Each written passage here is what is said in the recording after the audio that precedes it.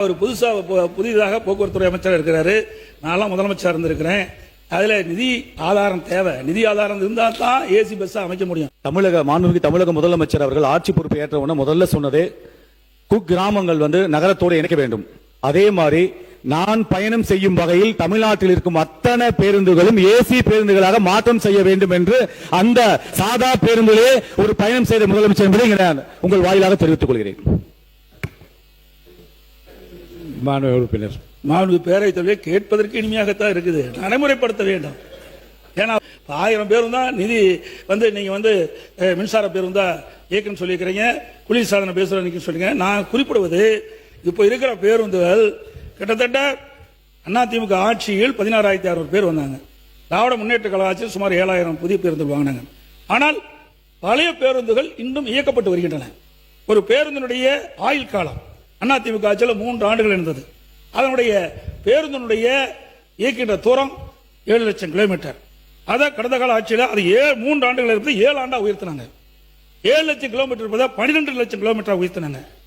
அதே போல அரசு போக்குவரத்து கழகம் அதுல 6 ஆண்டுகள் என்பதை 9 ஆண்டுகளாக உயர்த்தினாங்க. 6 ஆண்டுகள் அதிமுக இருக்கிறத 7 லட்சம் கிலோமீட்டர் வரைக்கும் இயக்கலாம்.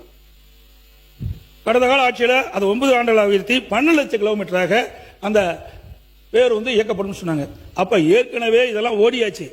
அதாவது 7 லட்சம் கிலோமீட்டர் ஓடினாவே அது கண்டமாக்கிடணும். அதுக்கு மேல 12 லட்சம் கிலோமீட்டர் ஓடியாச்சு. அப்படி ஓடுற பேருந்து தான் இப்ப இயக்கிட்டு இருக்கிறீங்க. நீங்க எல்லாம் சொல்லி 5 வருஷம் ஆனாலும் அனைத்து பேருந்துகளையும் மாற்றி அமைக்கவே முடியாது. கடந்த காலத்தில் 5 ஆண்டு காலம் கடந்த ஆட்சியில ஒவ்வொரு போக்குவரத்து மானிய கோரிக்கை வரும்போதும் 5000 பேருந்து வாங்குறோம், 5000 பேருந்து வாங்கி கடைசியில் 5 ஆண்டுல 7000 பேருந்து வாங்க முடிஞ்சது. அதனால இன்றைக்கு அரசின் சார்பாக சுமார் 20,000 பேருந்துகள் இன்றைய தினம் இயக்கப்பட்டு வருகின்றன. அந்த 20,000 பேருந்துகளை ஏசி பேருந்து மாற்றி அமைப்பது 100% இயலாத காரியம் என்பதை உறுதிபட தெரிவிக்கிறேன். அது மட்டும் இல்ல, மாண்புமிகு போக்குவரத்துறை அமைச்சர் பேரவைத் தலைவர் அவர்களே, இது மக்களால் தேர்ந்தெடுக்கப்பட்ட ஆட்சி, மக்களுக்கான ஆட்சி. மாண்புமிகு சட்டமன்ற உறுப்பினர்கள் சொன்னாங்க, அதற்கான சாத்தியக்கூறுகள் அத்தனையும் இந்த ஆட்சியில் நடைமுறைப்படுத்தப்படும் சாத்தியக்கூறுகள் இருக்கிறது. கண்டிப்பாக படிப்படியாக மாற்றி தரப்படும் என்பதை இங்கு அழுத்தமாக தெரிவித்துக் கொள்கிறேன் உங்கள் வாயிலாக.